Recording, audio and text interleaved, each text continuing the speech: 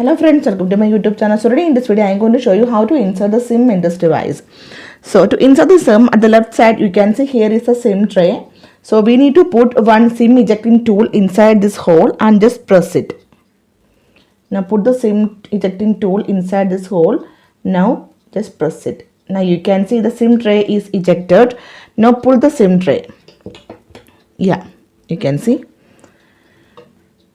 So here we can insert the SIM in this SIM tray. So let me show you. So this is the way to put the SIM inside the SIM tray, like this.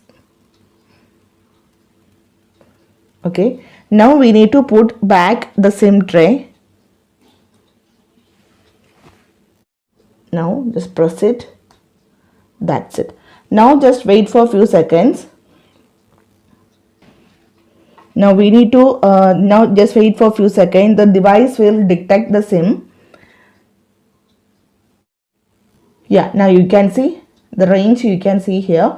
So now the device is detected by the SIM. So simply in this way we can insert the SIM in this device. So hope you guys enjoy this video. Thank you for watching. Thank you.